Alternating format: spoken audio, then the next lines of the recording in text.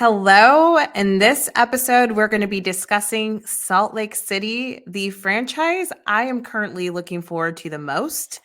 OC was up there for a minute, but then Salt Lake premiered, and I feel like the dynamics of the episode, the arguments, the shade, the everything, it's delivering and checking off so many different boxes.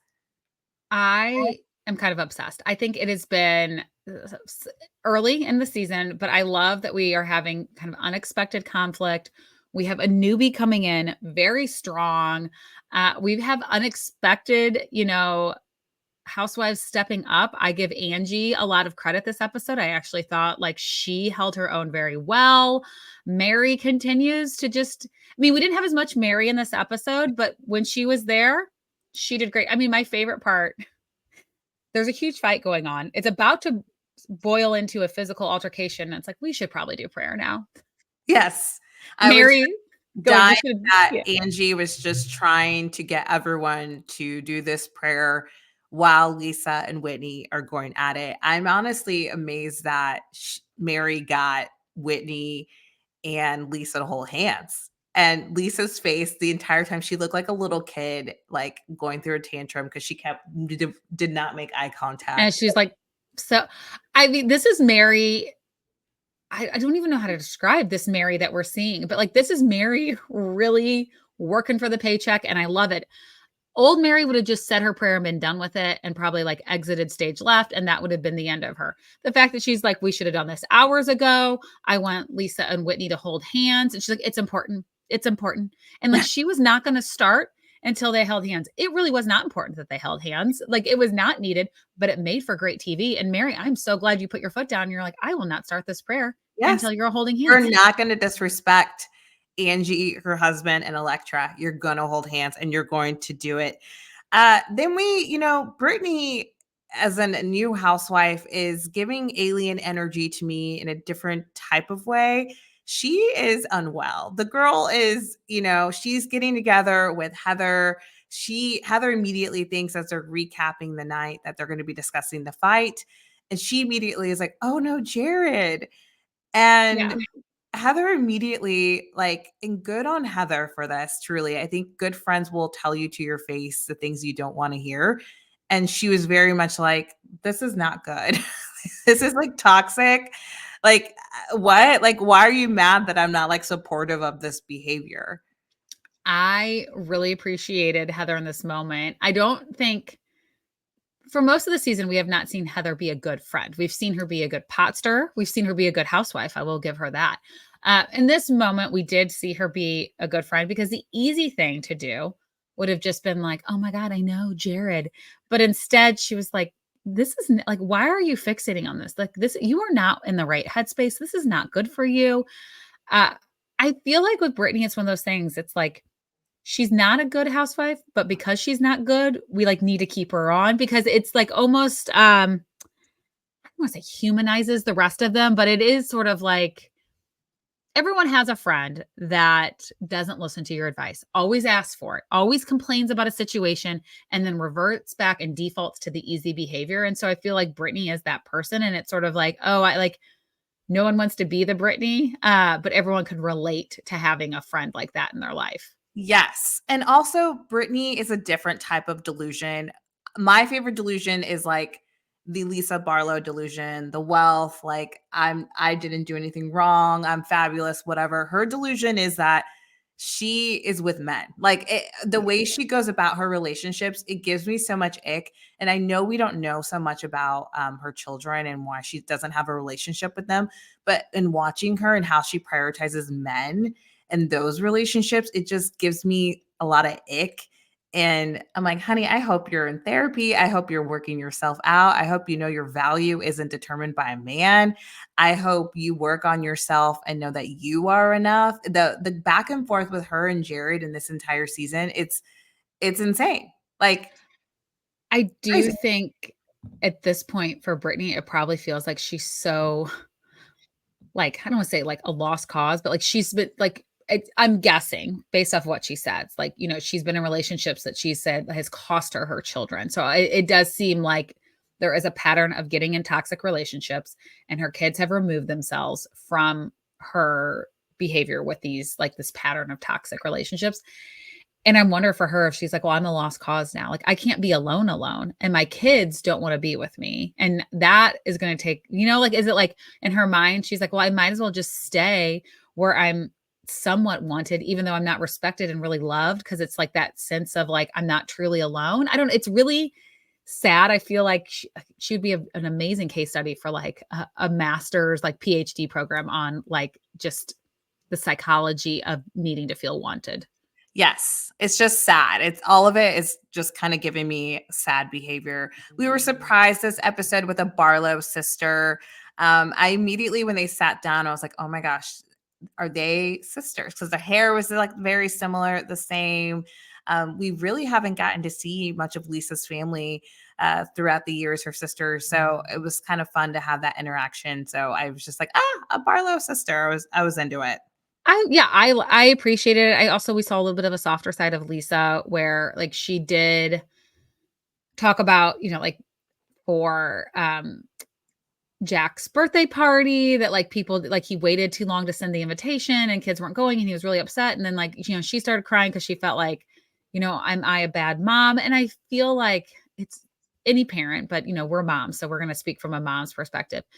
You try so hard and you always feel like you're not doing enough. And I'm sure the Angie comment, it's just like that. So anyone commenting on your parenting and in a negative way, it just hurts so much because you're already your own worst critic when it comes to being a mom. But I felt like it was nice to see this side of Lisa, like that she kind of let her guard down with a family member, but sort of this sense of like, am I doing enough? I don't know if I am, someone's like, and then that comment, like made her kind of evaluate it even more. And then her sister, reaffirming, I know it was a nice moment and it's a Lisa we don't always see. So I enjoyed that. Yeah, I'm here with that. So then, we have a moment. Brittany is having what the term was, it like a fireside Prayer. chat prayer, fireside prayer. Anyways, she was having people over, and I was kind of dead at Angie. So Angie is invited. It's like a moment to kind of get everyone to come together. They essentially did a prayer. We didn't see much, and then it was like it, and then connecting and having conversation. But I was kind of dead on our queen, Angie. Shout out Greek Mafia. But she brought a bottle of wine, and Brittany is acting like, we don't drink. Mormons don't drink. And shout out production for showing every shot with Angie's confessional of her drinking wine. So again, Brittany, I'm like, girl, who are you? You're like, you are transforming yourself to the people in the rooms that you're in. So in this environment, you're with your dad, you're with a ton of Mormons. You are now Mormon Brittany. With Jared, you are insecure. It's like, who is Brittany? I don't think she even knows. I would say Brittany doesn't know who Brittany is. I feel like, this scene only solidified the fact that she's going through something. I mean, she changes who she is.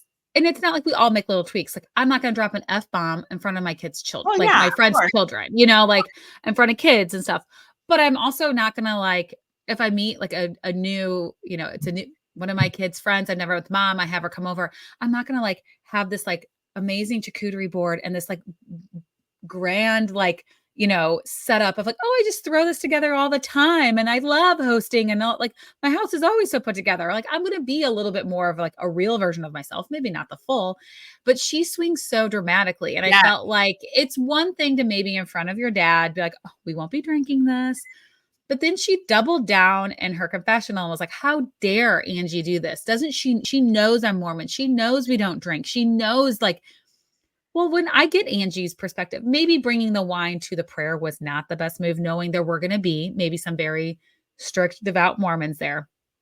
But I don't think Brittany needed to make it sound like this was like this massive insult when like you have drank at every event. And like, I'm sure in Angie's mind, she's like, if she's drinking at every dinner we're at, she probably enjoys a glass of wine on her own too. Where's the harm in it? I mean, I probably would not have done that knowing I was going into like a Mormon prayer, but I also like, I don't know. I will say, so she's Greek Orthodox, the Catholic Church, like that's like they broke off, and that's how Greek Orthodox, we were all one. And then the Greek Orthodox split. Like at the root of Catholicism, we love some wine. So I get her being like, hey, like we're having a get together. Let's bring a bottle of wine. I would have definitely brought it and then like realized immediately that I shouldn't have brought it. Like that's where that would have been me for sure. I'm a bit more spiritual than religious, and I don't know that would have dawned on me. However, now that Mormonism is in my face between the show and the Mom Talk show, it's probably my brain would start like circulating. Would you have come in with like holding, like, if you've ever seen a pharmaceutical sales rep at a Starbucks, they have like these carts where they're putting like 1 million Starbucks orders in. Would you have brought in like a cart full of like fountain sodas if you? Yes, I would. Yeah, swig. I would have been like, here's some swig. Multiple flavors. Take your pick. I will say, I maybe would have hid the wine bottle a little bit more. Like it was very obvious with the ribbon just on the bottle, not like in a bag or something. But Angie really surprised me in this. I don't want to say like the scene, this interaction when Heather kind of approached her. And I think Heather thought Angie was going to like cower down to her quickly and be like, oh my God, you're right. Like, and like, she was like, no, I want to talk to you about why you're not being a very good friend to me and why I don't think it's very fair. And I appreciate Bronwyn telling me because you like went and ran off and told her everything. I was like, ooh, go Angie. I was, and it's really interesting the perspective that they've known each other since they were 15 because, she brought up like, Heather, I feel like this comes up every season that Heather wants to be the popular girl. She wants to sit at the table. And now that Lisa snowflake, that's her goal. Yeah. Yeah. And now that Lisa's like giving her this attention, the way that she's acting out. But I was really impressed with Angie as well. I thought she held her own. I feel like she had like a clear argument. Take note, Roni women. There was like actual like it was making sense. Yeah. You had the legitimate right to be frustrated. Yeah. Yeah, but I was pleasantly surprised by that. I mean, I think prediction. This isn't like going to be a crazy prediction, but Heather's definitely going to have first chair to me at the reunion because given all the pot stirring she's been doing and the way she's like just weaving herself in so many different things and dropping bombs and thinking she's being subtle about it when really she's not.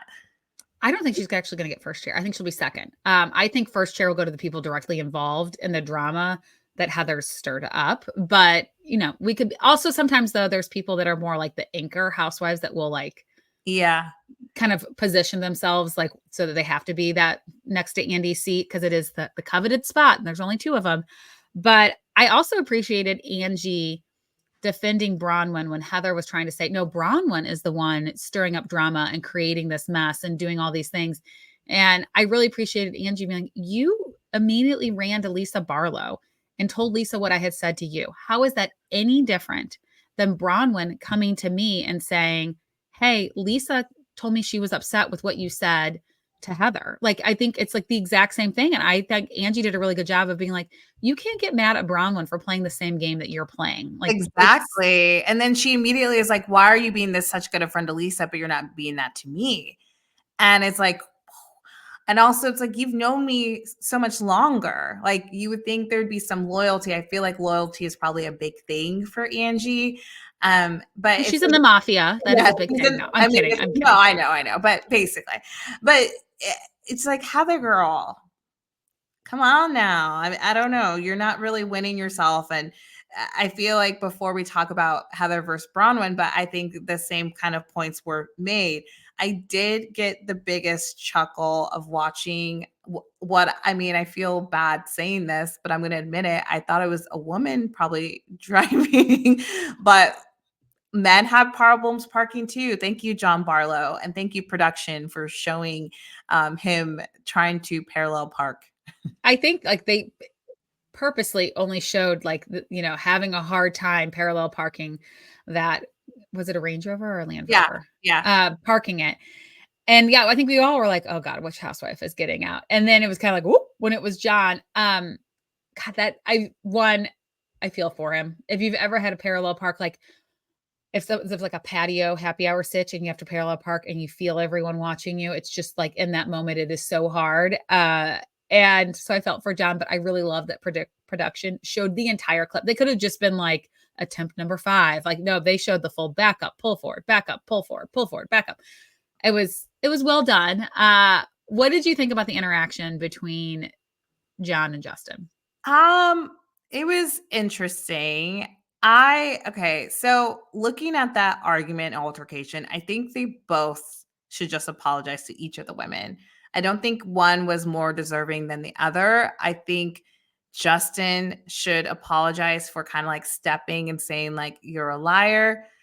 And then I guess John didn't have anything to do with Whitney, now that I'm saying this out loud. But I just think in this scenario, it's so much easier to me if everyone just apologizes, move on. I do think John's delivery with telling Justin to apologize maybe wasn't the best, but I do think it's kind of deserving of it. I would want that if, like, for instance, your husband, Kevin, like kind of came at me a little bit like that. And I mean, I can run my mouth. I have a little Lisa Barlow. Let's go to the distance. My delivery is a bit sassier than hers, but I do think it just looks bad if you don't apologize, in my opinion.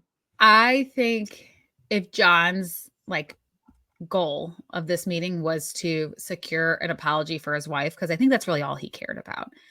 I think it was good to lead with an apology to Justin, saying, that like I stepped in at a moment where it probably didn't seem super heated because you had kind of already like come for my wife.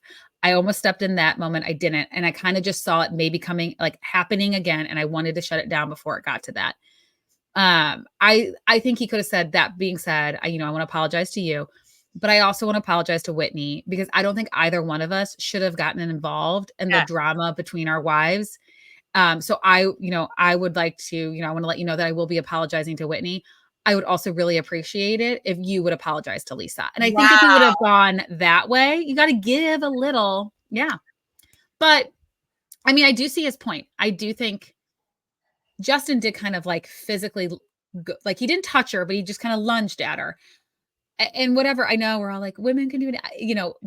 There's certain like double standards that just are always going to be in place. And I just think it always is in bad taste when a man inserts himself in drama between two women, but also kind of like almost like physically intimidates, even though he didn't like touch her, he was physically intimidating her in that moment. I think that is an instant like apology and something that he should not have done. And so I think Lisa is owed an apology, but I think John could have gone about it in a better way to secure that for Lisa. Cause I do think he is kind of like a peacekeeper. He didn't want everyone to be mad. Like a straight shooter. Like, I'm going to be a man. I'm going to go meet up with him. We got to get the potatoes smashed. I know that was so awkward. Really bringing I heard they have smashed potatoes. We have to get those, which is such an odd thing to share. Because I know what he's thinking of. It's like where you have the little, like almost like the baby potatoes. You smash them, you put a little olive oil. They probably fry them or something. But it's not like an easy shareable. Like you're not like a dip. I don't know. No, and I don't feel like they'd be hanging out like afterwards and like shooting the shit. Especially seeing the preview of the rest of the season. So potatoes and old fashions just to me aren't like hand in hand. But that's neither here nor there. You do, John Barlow. Let's get into. First, let's discuss Bronwyn's house. I see why her and Mary are friends. Yes. I actually think her aesthetics, I cannot find my words, aesthetically feels a bit more tighter and more put together. It's not necessarily for me, but it's very colorful. It feels very her. And I think the home is like really cool. Like I think the kitchen, like that blue is like awesome. I mean, the fact she doesn't cook, she's a woman after my own heart. I could have done without all the dog poop. The dog poop really grossed me out. Also, your kitchen is beautiful. You have, as someone who has a very small kitchen, I live in an old house. You have all of this amazing storage. Why do you have so many fucking mugs out? If you have boxes in your basement, you only need like 4 mugs, and they maybe display them on a cute little like thing that hangs underneath like a cabinet, but like just putting them on the countertop. I'm also someone who hates clutter, and I'm very triggered by clutter. So I feel like all of those mugs out ruined it for me. But I do agree. Her as design feels a little more intentional, where Mary's feels just very like random, and each room is like you're walking into a brand new theme. Hers flowed a little bit more. The dog poop though was very gross to me. I would have been. Gross. It was gross. I don't know how many dogs she has. I think there's quite a few. I think she has 5 or 6. But yeah, it's a bit gross. I would Yeah, but there's no defending that really. I with the Starbucks mugs, I didn't know if they were just sitting out like they were organizing it. I didn't feel like she left them out like intentionally. I think she just was in the middle of something. I do feel like with the collection of those mugs, it's giving hoarder tendencies potentially. Like Well, she at said they one have point, boxes in the basement. So, like, yeah, that was just, like, the tip of the iceberg. I'm wondering, it's just odd to me, like, Bronwyn is someone who's so couture, so put together, so, like, thinks out every single outfit that she's gonna wear to every little single event, uh, that she wouldn't have put her house together a little bit more when she invited Whitney over. This wasn't like a drive-by, "Hey, I'm in your neighborhood. Can I pop by? I I mean wanna have a talk Heather, with you you." said Heather, Whitney. sorry. Yeah, Heather. Like, Bronwyn invited Heather over. A time was established. Like, you could have, like, before people come, you do a quick run through. You could put the mugs away. If nothing Yeah. else, mugs out, but dog poop. But, like, that's an No, easy clean. 100%, 100%. I mean, I like if you came over my house, I would straighten up a little bit, but if I had a little clutter here or there, I wouldn't care. But like for Yeah. a brand new person, you want your home to feel like spick and span. So I'm with you. But the one thing though I'm with is Bronwyn in this argument. So she sits down. The premise of this visit is that she's going to have a group trip and she is thinking about not inviting Heather, but before she just kind of wants to like get straight to it. And she acknowledges Bronwyn acknowledges her messiness. She's like, I apologize that I was messy in this part. And Heather immediately was like, I forgot. It was like, were you silent or silenced? Yeah, She she's tried to do like, that with messy. yeah, "Are you messy or were you being messy?" It was kinda like, "It's the same thing. Like, It's let it go." It is not giving the Oprah moment, Yeah. Heather, but she owned up to it. She's like, "Yeah, I was being a little bit messy," but she's like, "However, Heather, you haven't owned up or taken accountability for any of your behavior. You've been saying X, Y, and Z about me." And Heather immediately is like, "Oh," like, I'm like, "Girl, just literally this we've all been watching it. We've been Yeah. calling it out. We've literally been talking about this like now this is the third episode. We're talking about her messiness and her pot stirring. You gotta own that shit. I fully agree. I also, like, I feel like Heather came into this, I don't know what she was expecting. If you have not been getting along with someone and you even said it at Brittany's house, you're like, "I don't really know why she's having me over. I guess she wants to try to, like, spark a friendship or try to get along." And, then Angie was like, "No, I've really been enjoying Bronwyn. Like, I think you guys could be good friends. I think you should sit down one-on-one and have this conversation." It was almost like Heather thought she was coming in to be, like, wined and dined, or, like, I don't know, but, like, she walked in and was like, kind of like, you had me here to get an apology from me?" I was like, Well, probably the point of it was for both of you to hash it out." And then when Bronwyn was like, "Well, since you brought it up, the main reason why I was like, I want to try to work on something with you is I'm going to invite all the women on a trip. And I feel like if I don't include you, we will not be able to move forward. And I want to feel comfortable inviting you to this." And then, like, Heather took it as like, "Oh, you want me to sing for my supper and beg to be on this trip?" It's like, she's just looking for reasons to, like, try to, like, make Bronwyn not look good, or she's trying to, like, mince, like, Bronwyn's words to maybe try to trip her up or hope that she can be like, win the argument somehow, and Bronwyn will be like, "You're right. You know what? You're right. I am messy." Or I don't know what Heather's goal is, but she's failing at it. I think Bronwyn actually handled herself really well. I mean, Heather is showing us that she can't really argue, like, or Yeah. isn't have like isn't sharp-witted. I mean, she really peaked at receipts proof timeline, like, but that was like something she scripted and kind of wrote in her head a little bit. She Like had time for she had that, though. time for that. So like when it comes to in the moment sparring, she's not quick-witted like that. I get it. Not everyone's like that. I do a little, bullet points help for sure. But yeah, Heather's flopping. It's really interesting in all of Heather's seasons, the different versions of herself that we've seen. Jen's sidekick to relatable, I eat meatballs to I don't know, it's just interesting all the different versions of her that we've seen. I think she's someone who also is like, does she know who the real Heather Gray is too? I mean, you look at a lot of these women, and the ones that we love, or maybe like, for some people, like, we love Lisa Barlow. I know there's people that love to hate Lisa Barlow. But one thing you can say is, like, she is consistent. You like when Lisa Barlow, when, like, whether she blows up or, like, kind of like, whatever, I'm fabulous, baby gorgeous. Like, you're kind of like, okay, that is a Lisa response. That's what I would have expected from Lisa.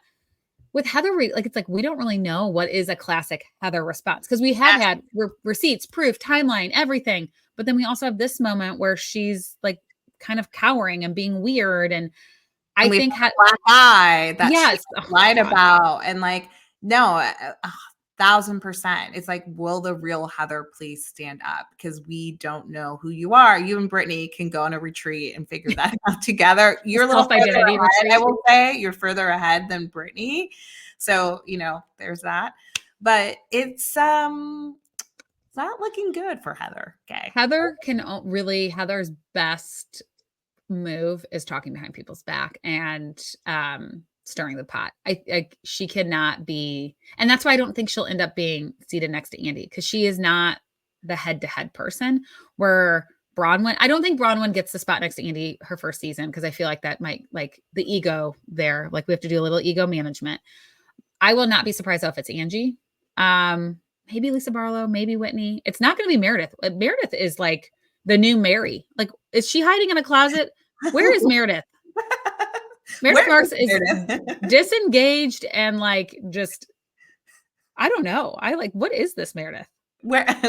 She's gone. She is, but you know what? This next episode, this preview looks bananas. So we have a couples trip, which I don't know that we've done. We've done couples parties and stuff on Salt Lake, but we've not done like a couples trip.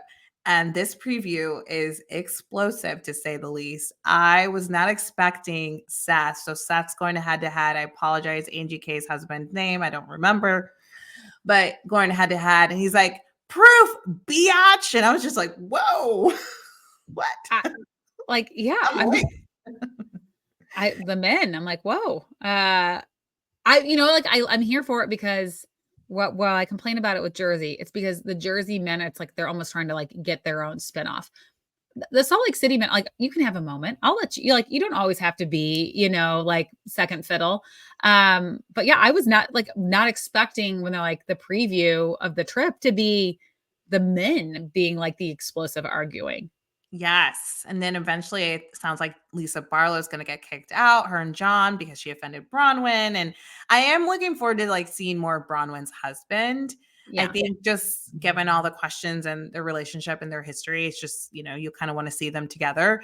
But yeah, I do comment on one thing that's currently happening, not like, it's not part of what they're airing, but as much as we love baby gorgeous Lisa Barlow, I think there's certain topics that like aren't yours to discuss. And she, they all are going on podcasts, and that's fine. They're going to do it. Come on ours. We'll love to have you, yes, come on ours. Yep. But I don't love, there's some clips that are circulating of Lisa talking about Bronwyn's daughter's father and that family. And she said that the family was under the impression that Bronwyn had a miscarriage. Really not needed to be brought up. If they knew that, it was because their son said that. Obviously, Bronwyn didn't tell them that. Their son is no longer living, so he can't, you know what I mean? It's just like, we're talking about things that like he can't say whether that was right or wrong. Why does it matter? Okay, they thought that she had a miscarriage. They probably found out at some point that this child really did exist. They had plenty of time, to do something. Then she was saying that the Bronwyn's daughter's father had a wife. Again, what are you trying to say with like I don't understand the goal of it. Is it try to make Bronwyn look bad and like she's the mistress? I would say then like what was said to her. And again, this guy isn't here to talk about it. Like, he's not alive. So it's like, you're not helping anyone in this. It's like, we're like, abort. Yeah. Yeah. On the after show. So if you guys were wondering, some of you have DM'd us the after show. If you have Peacock, I feel like for a while we were like plugging Peacock, not sponsored, not paid by, but that is like one of the fun perks, is that you get to watch the after show, which they've started, which is actually pretty interesting and entertaining to get their sound bites on the episodes as I watch it. And this is where Lisa decided to share this horrible. It's in such poor taste. And as someone who was so deeply hurt by the way someone was talking about her as a mom, I feel like this is like very adjacent to it. She wasn't directly calling out Bronwyn's like mother, like parenting style, but I feel like she was trying to like paint Bronwyn in this light of like, possibly she lied to the family or lied to the guy because she was a mistress. I don't know. It just is like, I don't know what your point was, but it's not making me think less of Bronwyn. It's making me think less of you and really feel sorry for Bronwyn. So, and her daughter and Gwen and all of this. Yeah. Ew. Not Well, good.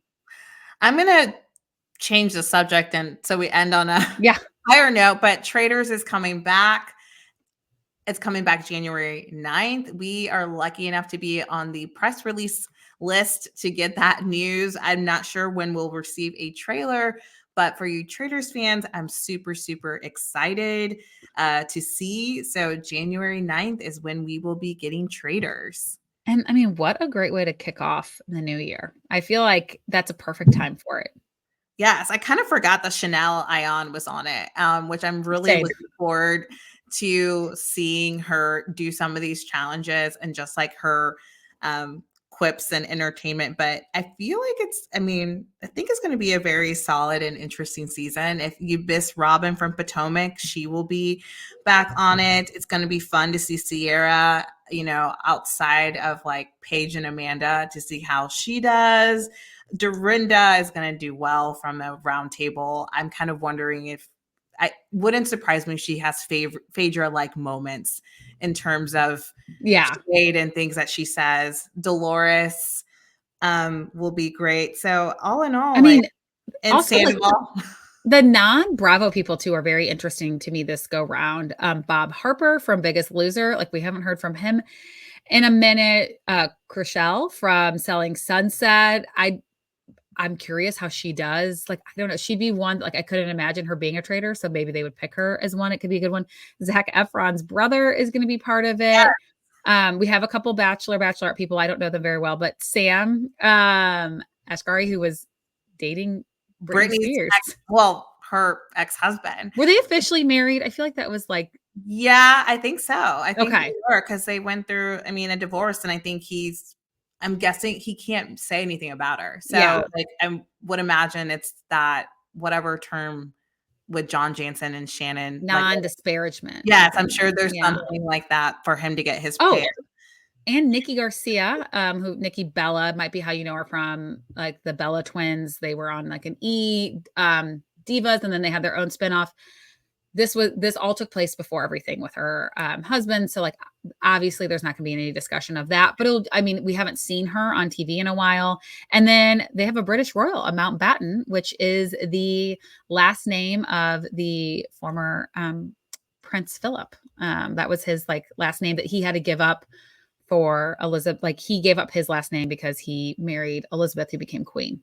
Oh, interesting. Love that knowledge. Yeah. I'm excited. One of the Bachelor people who I do know is Wells Adams. He's the host on Bachelor in Paradise and also married to Sarah Hyland. I think he's like just really fun and entertaining, but I'm super, super excited. Can't wait for the trailer. It wouldn't shock me if the trailer dropped while we're talking about this right now, but we will obviously share it as soon as we see it. So I can't wait, and I cannot wait for you to leave your written review. All you have to do is scroll down, 5 stars. Say, hey, I love Gavin or listening to these girls. Just a little, you guys can do better than that. So show me how well you can do and help us reach our goal of 1,500 reviews. And with that, make it a great day or don't. The choice is yours.